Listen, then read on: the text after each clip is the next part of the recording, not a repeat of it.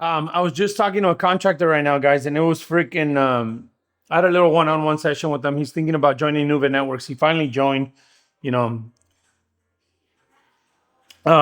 he finally joined us, and I was talking to him, and man, like I can honestly tell you, in the thousands of mentorings that I've been doing with you guys, and all these group mentorings and the one-on-ones that I've been doing with you guys, I can honestly tell you that within the first 5 minutes of me talking to a contractor or a CEO and operator, I can honestly tell you that I can find out exactly whether they're the problem or not, man. It is insane to me. Like, dude, some of these CEOs gotta understand that they are in no means ready to be an entrepreneur. They're in no means ready to be a CEO. What's up, John? They're in no means ready to lead people, man. Because look, I'm hopping on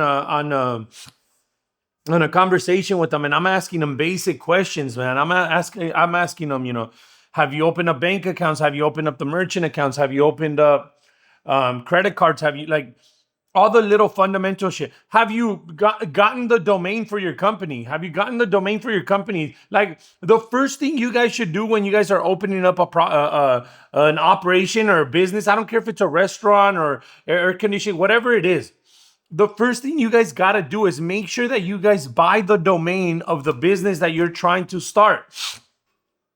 Buy the domain that the business is trying to start. Meaning, if you're going to open up a roofing company, a restaurant, a bar, an electrical company, AC company, whatever you're going to do, you got to make sure you have the domain. The last thing, look, I'll give you guys another example. What frustrates me about some of these operators, I'll get on there and I'll be like, hey, text me your email. And their email will be like, John.m 1963 at gmail.com. And I'm like, no, send me your business email. Or it'll be like John at John's AC at gmail.com. It's like, bro, that tells me that you guys haven't even taken the time to buy the domain for your company.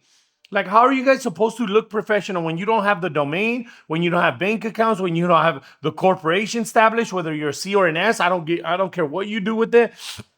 How are you guys supposed to start the journey and start the process of building a company properly when you guys are missing step 1, step 2, and step 3? Step 1, if you're going to start a company, in any company, any type of operation, if you are going to start a company, you got to make sure that you have the fucking domain registered. You got to make sure that you purchase the domain. You got to make sure that you own the domain. That's step number 1. When I started Next Gen Air Conditioning and Heating, I bought Next Gen AC, Next Gen Air Conditioning and Heating, Next Gen Air Conditioning Plumbing.com. I bought like 3 or 4, like 8 to 10 domains that all had Next Gen Home Service, Next Gen Services. Like, I bought any single domain that I could think of because I wanted to make sure that I had the ownership of it. That's number 1. Number 2, getting your email set up properly. Like, guys, that's all the basic fundamentals of starting and operating a business. Like, you guys got to do it. You guys can't just be on step 1 your whole life. Number 1, the domain. Number 2, getting started with proper emails and proper, like, all the proper signatures, communicating with the clients. If a client asks you for the office number, you're not giving out your cell phone number, you're giving out your office number. Getting a shop together, that, like, getting all your insurances, your bonds, getting all that together is all fundamentals that you guys can't skip. You guys cannot keep skipping those steps.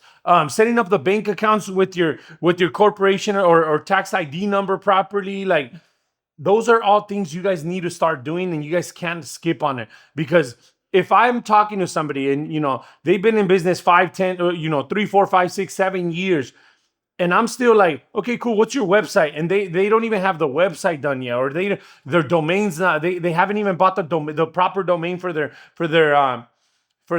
company. Or worse, they're running all their businesses through their personal accounts, and they don't even take credit cards yet. They Venmo, they take cash, they take checks.